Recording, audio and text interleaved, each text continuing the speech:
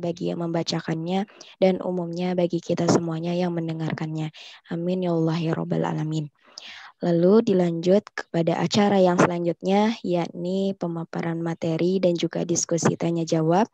Namun untuk diskusi tanya jawab ini akan dipimpin oleh Bapak Cucu Surahman. Kepada Bapak Cucu Surahman, waktu dan tempat saya persilahkan.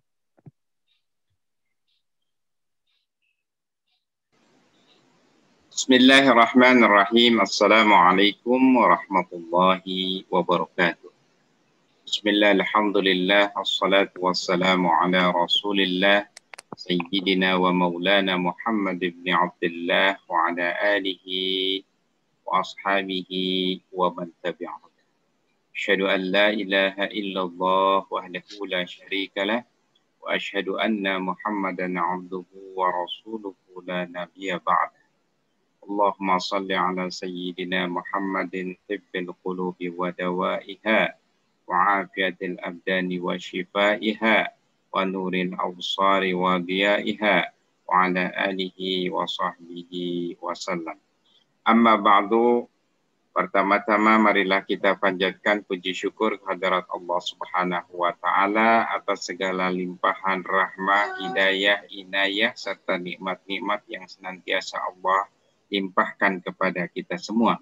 Salawat serta salam semoga tetap tercurah limpahkan teruntuk Habibana wa Nabiyana Muhammad sallallahu alaihi wasallam, kepada para sahabatnya dan seluruh umatnya termasuk kita semua hingga akhir zaman. Hadirin hadirat, bapak-bapak, ibu-ibu, adik-adikku sekalian, terima kasih sudah bergabung dalam kajian kuliah subuh rutin setiap hari Rabu pukul 5 sampai pukul 6 waktu Indonesia Barat bersama guru kita Kiai Haji Dr. Am Abdul Salam. Alhamdulillah beliau sudah hadir dalam keadaan sehat walafiat. Assalamualaikum Pak Kiai.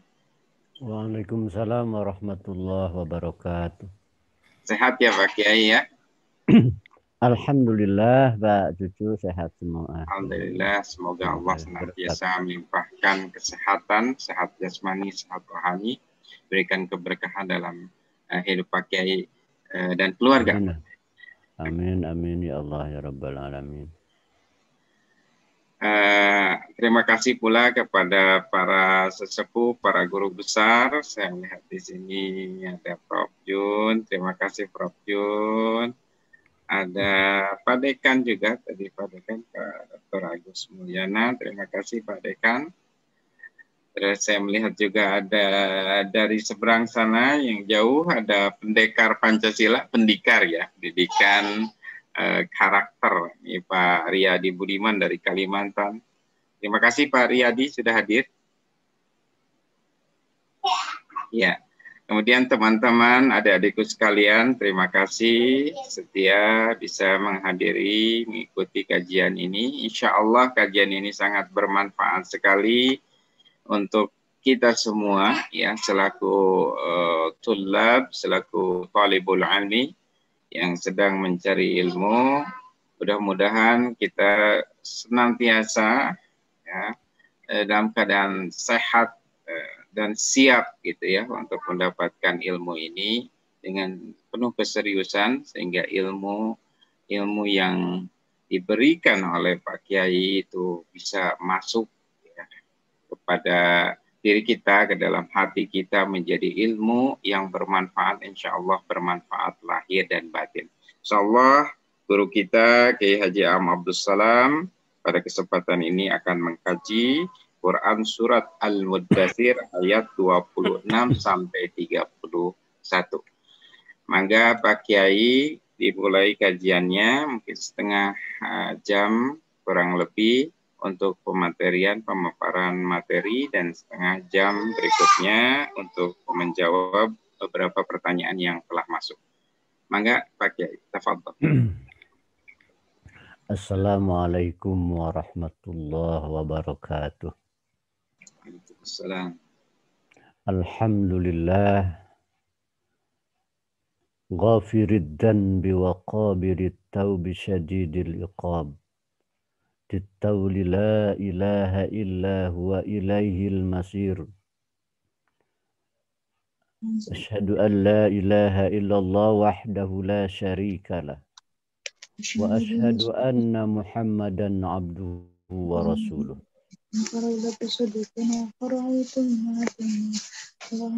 Wassalatu wassalamu ala rasulillah Sayyidina Muhammadin wa ala alihi wa ashabihi wa man tabi'ahudah. Bapak-bapak guru kami yang saya hormati, bapak-bapak profesor, dan juga kawan-kawan kami, dosen-dosen di berbagai tempat.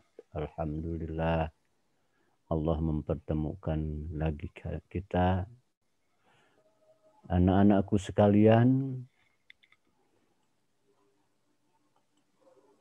tak henti-hentinya kita harus bersyukur dalam kondisi yang sangat berat, tekanan musibat yang tak henti-hentinya menghantui kekhawatiran dan ketakutan. Allah, rahmat Allah, karunia Allah, pertolongan Allah, alhamdulillah masih berpihak kepada kita sekalian. Lebih dari itu, kita dipertemukan dalam kajian Al-Quran. Walau dengan segala keterbatasan, Allah berikan kesempatan dan mudah-mudahan kemampuan. Sebab memang dalam mengkaji Al-Quran itu tak akan seorang pun merasa menguasai segala-galanya. Tidak akan ada. Karena semakin dalam di Al-Quran dikaji, justru akan semakin tak terhingga makna-makna yang bisa kita temukan. Mudah-mudahan rahmat, karunia, dan pertolongan Allah terus menyertai kita sekalian. Amin ya rabbal alamin. Baiklah, kita coba lanjut ke layar.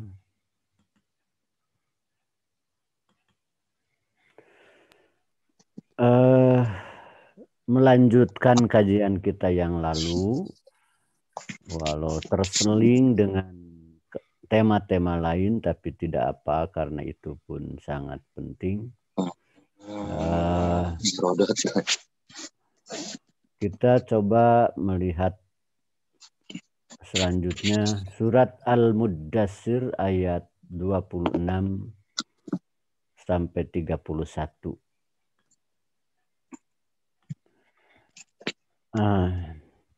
A'udzu billahi minasyaitonir rajim. Bismillahirrahmanirrahim.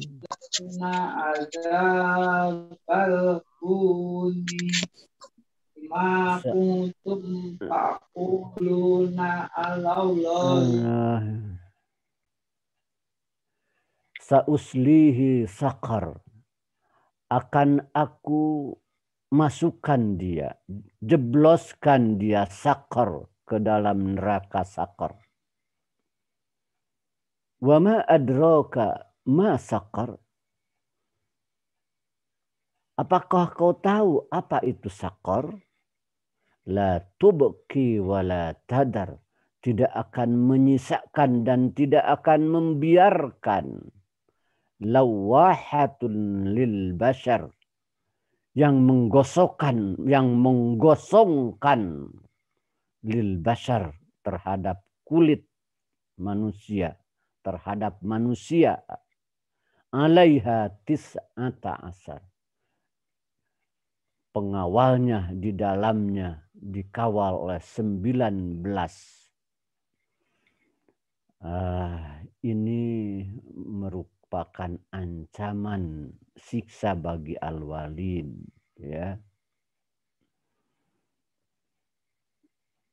Harus disambungkan dengan ayat sebelumnya, ya, seperti kita ketahui bahwa al-walid ini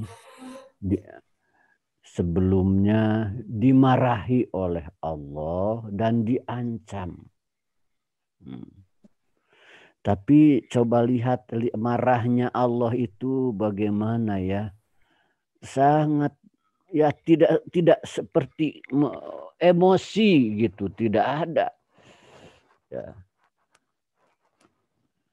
Seperti begini yang sebelumnya itu, darni waman khalaqtu wahida, Muhammad, biar aku saja yang menghadapinya sendirian aku sendiri. Karena aku yang memberi harta, aku yang memberi anak dan seterusnya. Sa'urhiquhu su'ada, akan aku beri beban dia yang takkan kuat untuk takkan dia kuat menghadapinya. Marahnya lagi, kan setelah itu Al-Walid itu terus mengeluarkan ungkapan-ungkapan yang sangat menyakitkan untuk Rasulullah. Sebelumnya Al-Walid awalnya mengakui keindahan Al-Quran, innahu lahalawah, betul-betul indah, betul-betul mempesona, ya, bukan ungkapan manusia, tapi kemudian berubah menjadi innahu laqaulul bashar. Ini adalah hanya kata-kata manusia. Padahal sebelumnya wa ma huwa biqaulil bashar, bukan kata-kata manusia. Bagaimana Allah marahnya itu dengan kata-kata itu diungkapkan proses dia berpikir, innahu fakkara wa qaddar, dia berpikir mengakar-nakar kata-kata yang tepat untuk mencela Muhammad. Fakutila kaifa qaddar summa kutila kaifa kutila kaifa. Kemudian dilaknat. Bagaimana menakar-nakar pikiran, mengukur-ukur ungkapan dan seterusnya. Dengan seperti proses itu panjang. Itu Allah mengungkapkan kemarahannya seperti itu. Tapi maknanya sangat betul-betul mengkhawatirkan. Kenapa itu diungkapkan dengan cara itu? Tentu saja ini akan menangkap pesan edukatif yang sangat dalam dari sana. Nah, ini ancaman terakhir setelah kemarahan Allah diungkapkan dengan ungkapan-ungkapan seperti tadi. Sauslihi sakor. Muhammad, aku akan jebloskan dia ke dalam neraka. Sakor itu adalah tingkatan kelima dari neraka, ya. Ya, ini kata Ibnu Abbas, ada Jahannam, ada Lado, ada Hutomah, ada Sa'ir, Sakor, dan terakhir Hawiyah. Nah, kalau dalam Al-Quran ada wama adroka ma sakor, wama adroka ma yaumul qiyamah, seperti itu. Nah, ini sebenarnya bukan pertanyaan, ya, tapi ini litakjib dalam Al-Quran itu. Artinya betapa hebatnya sakor itu, gitu.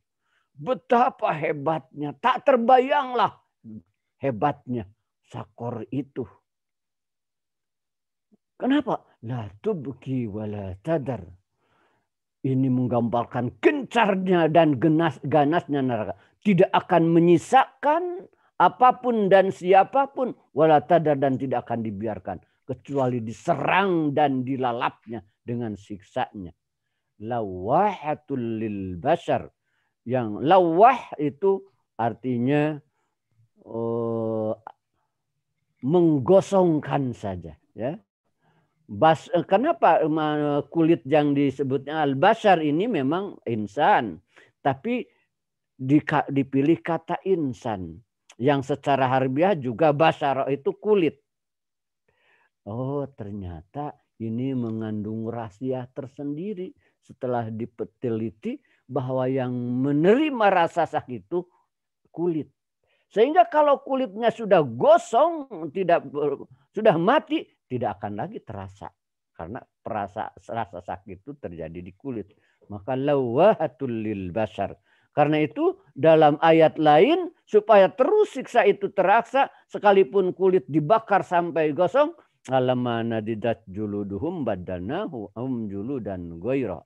Maka tatkala kulitnya sudah gosong, kami ganti dengan kulit yang baru. Liyadukul azab, supaya mereka merasakan azab. Akhirnya bagaimana kalau gitu kondisinya di neraka itu? La yamutu summa la yamutu fiha wa la yahya. Tidak hidup, tidak mati. Ini menggambarkan beratnya siksa. Nah, ada terakhir alaiha tis'ata asar. Pada surga, pada neraka itu dikawal oleh 19. Ada 19 malaikat. Ini masalah atau perkara gaib. Ini ujian bagi semua pihak. Begini Allah menguji, ya, bagaimana sikap orang kafir, bagaimana sikap orang mukmin. Ya, kalau dibimbing untuk iman kepada yang real, yang nyata, ya, yang terlihat, ya itu tidak. Tapi kemudian Allah uji dengan menyatakan ada 19. Ujian dari jumlahnya. Ya, ujian dari siapa ini tis'ata asar itu apa. Ya.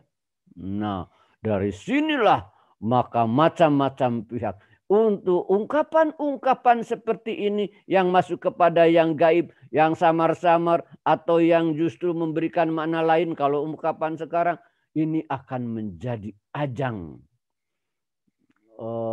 nyinyir atau katakanlah cemoohan, ya, akan jadi itu.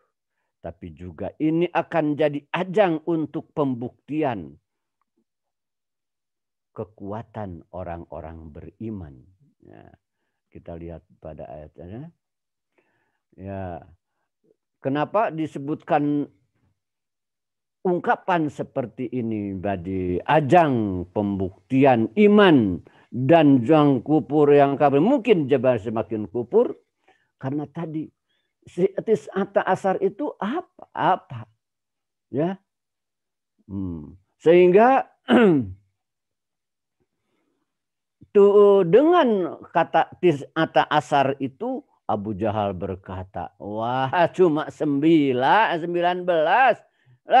kenapa tidak kita lawan satu dari mereka dengan 10 orang dari kita. Kata-kata Abu Jahal itu Abul Asad. Oh, Abul Asad itu namanya gak Abul Asad ya. Wah, dia berkata, Allah, saya akan lawan di tangan pundak saya yang kanan 10 orang, pundak kiri saya 9 orang. 9 katanya. Lantas kalian lewat saja masuk surga katanya. Oh, jadi ini bahan cemoohan. Ini cobaan dari Allah.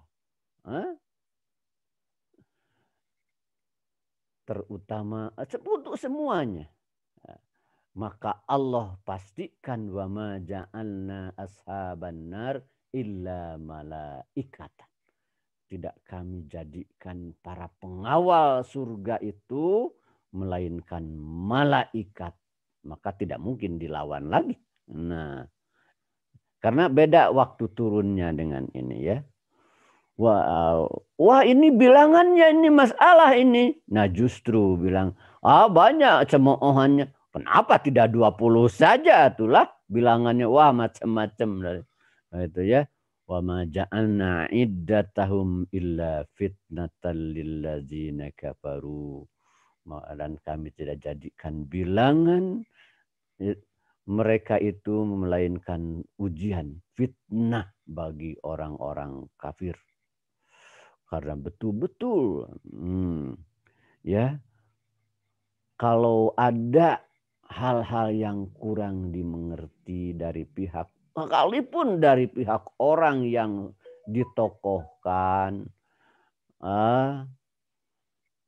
Kalau ada rasa kebencian, ya, ada kesombongan, ada hasad, itu pasti jadi bahan untuk cemoohan, nyinyir. Sekali lagi karena kebencian dan permusuhan. Maka ini jadi satu bahan yang luar biasa untuk menyerang Rasulullah Shallallahu Alaihi Wasallam, untuk mencemoohkan Rasulullah. Kenapa? Karena kebencian dan permusuhan mereka. Jadi di sini bukan saja Al-Walid yang gencar berpikir dan mengungkapkan ungkapan-ungkapan yang menyakitkan Rasulullah SAW dan para sahabatnya. Jadi banyak. Terbukti ini untuk orang kafir betul-betul jadi ujian berat. Tapi liyastaiqan alladzina utul kitab wa yazdada alladzina amanu imana wa la yartaba alladzina amanu utul kitab wal mu'minun. Tapi untuk supaya jadi yakin orang-orang yang telah diberi kitab dan orang-orang beriman tambah imannya, orang-orang diberi kitab dan orang beriman tidak ada keraguan. Nah, jadi ada 4 kelompok di sana menanggapi ujian dari Allah itu. Tadi pertama orang kafir seperti itu langsung itu melalap ungkapan seperti itu, jadi bahan yang sangat subur untuk mengembangkan kejelekan-kejelekan. Tapi orang ahli kitab, ya, mereka telah mengenal bilangan ini dari kitab mereka sehingga tambah iman mereka kepada Nabi Muhammad. Itu sebenarnya aslinya. Lantas kenapa mereka pun malah lain? Tadi tetap saja sifat kembalinya ada kesombongan, ada kebencian, ada permusuhan, ada hikdu, ada kedengkian. Itu selalu. Kemudian ketiga, orang-orang beriman kepada Nabi Muhammad tambah iman kepadanya. Tambah yakin sekalipun itu bicara yang gaib. Apa intinya? Artinya orang beriman menerima informasi berita-berita itu mendahulukan kepasrahan. Kepasrahan bagaimana maksudnya? Apapun yang disampaikan oleh Allah pasti benar. Mustahil salah. Itu jaminan. Nah, ini ujiannya bagi orang beriman seperti itu. Seperti itu kita menangkap juga menerima apa-apa yang Allah sampaikan. Bahkan sebelum mengerti kalau itu ayat Al-Quran, itu firman Allah, sebelum apa-apa kita mengerti. Sebab pasti benar dan mustahil Allah salah, mustahil memiliki la raiba fihi, tidak ada keraguan, walam yaj'al lahu iwaja, tidak ada yang bengkok dan seterus-terusnya. Nah, ada lagi wal yaqul walladzina fi qulubihim marad wal kafirun ma hadza aradallahu bihadza masal. Ada lagi kelompok keempat, orang yang punya penyakit di hati. Apa? Ini mah kena pada semua. Oh, memang orang munafik tapi juga kena semua ini mah. Yang punya penyakit penyakitnya apa? Kesombongan, kebencian, dan kedengkian. Ini seperti dijelaskan oleh hadis. Inilah penyakit-penyakit orang-orang terdahulu. Ya, yang kata Rasulullah telah kena pada kalian sekarang. Nah, orang-orang yang punya penyakit ini yang beriman bisa begitu. Ya. Sulit menerima keungkapan dan kebenaran dari yang lain karena kesombongan, mencari-cari kelemahan orang lain karena kedengkian dan kebencian, ya, meniup-niupkan keraguan terhadap ajaran-ajaran yang berbeda pemahaman dengannya. Itu luar biasa. Sekali lagi, ini karena ada penyakit, kesombongan, kebencian. Ya. Nah, penyakit-penyakit tersebut bisa menjadi tabir. Nah ini Penyakit-penyakit tersebut bisa jadi tabir dari cahaya hidayah. Akhirnya jauh daripadanya. Karena itu, kadzalika yudillullahu may yasha, begitulah Allah menyesatkan orang yang dikehendakinya itu bukan otoriter. Tidak. Tapi tatkala kebenaran sampai pada pikirannya, pada hatinya, nah suka terhalang oleh tadi, oleh kesombongan, oleh rasa benci. Kalau seperti Abu Thalib, sekedar gengsi saja kan. Laulal malamata aw hidari subbatan, kata Abu Thalib, lawajadtani samhan bid-dini mubina, kata Abu Thalib. Muhammad, kalau tidak khawatir aku mendapat celaan jelek gitu, jadi engkau akan dapatkan aku betul-betul memeluk agamamu dengan terang-terangan. Begitu. Karena semua.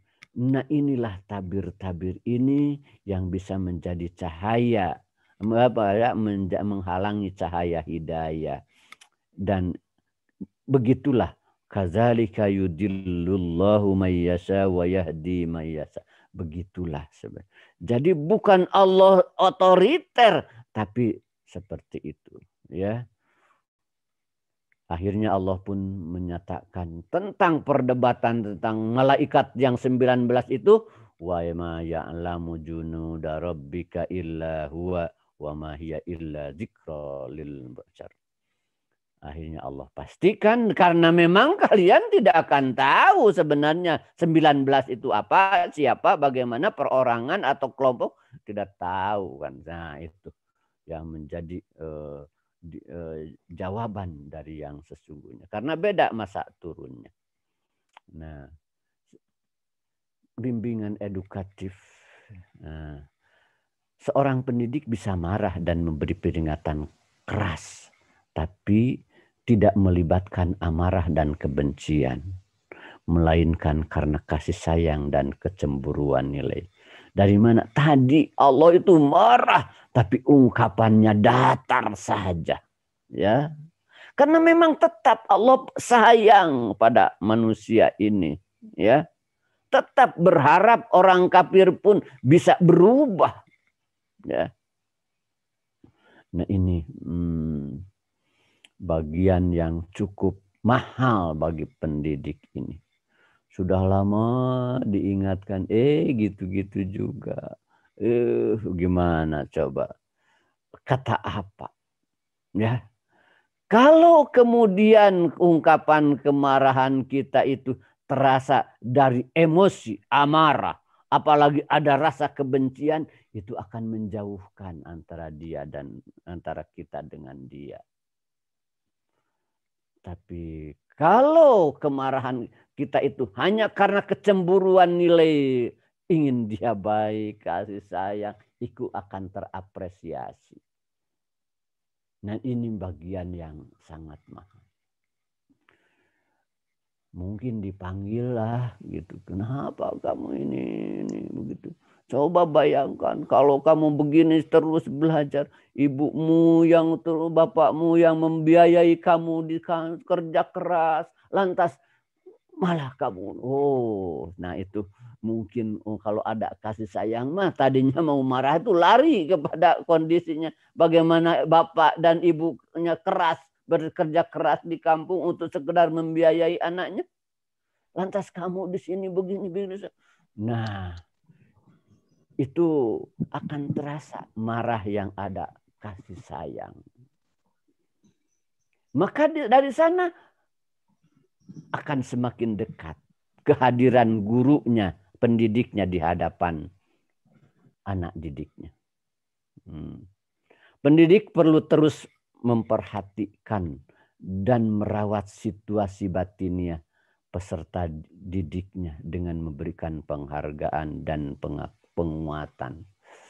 Ini teh betul marah kepada, tapi memeluk Rasulullah, ya. Darni wa man khalaqtu wahida. Muhammad, biarkan aku saja yang menghadapi. Tapi sambil meluk Rasulullah. tenang saja kamu, jangan khawatir, seolah-olah begitu. Ya. Sering di ayat-ayat lain bahkan Allah lebih proaktif melihat kondisi Rasulullah agak termenung, agak kesulitan. Walaqad na'lamu annaka yadiku sadruka bima yaqulun. Muhammad, kadang-kadang kami lihat dadamu sempit dengan kata-kata mereka itu. Fasabbih bihamdi. Muhammad tasbih saja Muhammad. Muhammad tasbih saja. Luar biasa. Itu karena apa? Karena Allah sayang kepada Rasulullah, ya, sebagai peserta didiknya. Nah, begitu juga seorang pendidik perlu terus berusaha mengetahui penyakit, kalau di peserta didiknya ada penyakit hati. Ini perlu dia. Sebab Allah banyak ingatkan ini. Kekufuran, itu banyak sekali karena kesombongan, al-bagdo, dan al-asad, dan lain-lain. Nah, pendidik perlu mengamati peserta didiknya kalau ada penyakit hati. Terutama kesombongan, ada hasad, iri, dan lain, ada kebencian kepada, kemudian berusaha memperbaikinya. Ini lebih banyak diungkapkan sebagai akar-akar bahkan kekufuran, kemusyrikan, lebih ya berbagai kejelekan itu. Dan dengan demikian pendidikan kita betul-betul berorientasi akhlak dalam arti seutuh-utuhnya, ya. Tapi keterarahan, ketergantungan, kepasrahan, dan keridhaan Allah harus menjadi titik awal dan akhir capaian. Nah, di sini ungkapan kita kepada mereka itu selalu terarah. Kalau perlu tidak ada yang langsung, ya doa saja. Mudah-mudahan ya kamu bisa jadi lebih baik. Kalau dari konten yang kita bicarakannya, doa selalu ya. Mudah-mudahan ya rahmat, karunia, dan pertolongan Allah menyertai kita, menyertai kamu dan keluargamu. Begitu. Itu tidak sederhana kalau keluar dari hati. Tapi apa gunanya kalau kita hanya sekedar berpura-pura dan kepalsuan dan janggal terasanya juga. Aku Bapak bangga kamu proses aku, tapi jaga ya, tolong ya sholat kamu ya, tilawah kamu, ungkapkan itu. Jadi keterarahan, kepasaran dan ridho Allah justru harus menjadi titik awal dan akhir capaian. Di sana kebanggaan.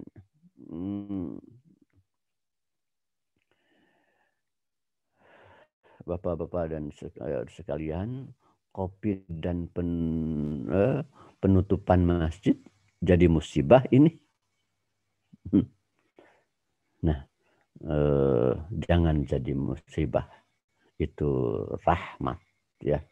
Biarlah nanti kalau tidak sudah dibahas itu. Hanya jelas dalam Al-Quran bagaimana sikap umum secara dasar kita dalam menghadapi ini. Latublawunna fi amwalikum wa anfusikum wa latasma'unna minal ladzina utul kitaba min qablikum wa minal ladzina asyraku adzan katsira. Sungguh kalian akan diuji sekaitan harta kalian, usaha kalian, kehidupan kalian. Wa anfusikum sekaitan dengan jiwa. Wah, luar biasa dahsyatnya sekarang. Wala tasma'unna minal ladzina utul kitab, dan sungguh kalian akan mendengar dari orang-orang yang diberi kitab min qablikum sebelum kalian. Wa minal ladzina asyraku, dan dari orang-orang yang musyrik. Apa yang kamu? Adzan kasiro, banyak banyak gangguan, banyak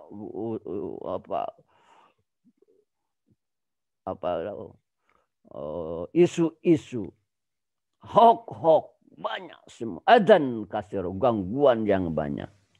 Bagaimana orang muslim harus menghadapi? Wa in tasbiru wa tattaku fa inna zalika min azmil umur.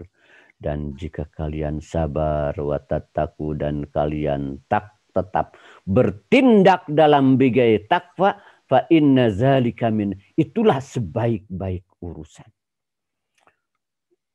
Jangan ada kata-kata jangan. Kalau kita sabar saja kita. Bukan, tidak ada kata-kata itu. Sabar itu bukan berarti tidak bertindak. Sabar itu bertindak tapi dipastikan dalam bingkai yang diizinkan, yang diridhoi oleh Allah. Ya. Jadi tidak bisa menghadapi kejelekan-kejelekan itu dengan kejelekan yang sama. Dengan ungkapan yang di luar yang diizinkan. Berarti tidak sabar kalau begitu. Tidak bisa menghadapi kebencian dengan kebencian yang sama.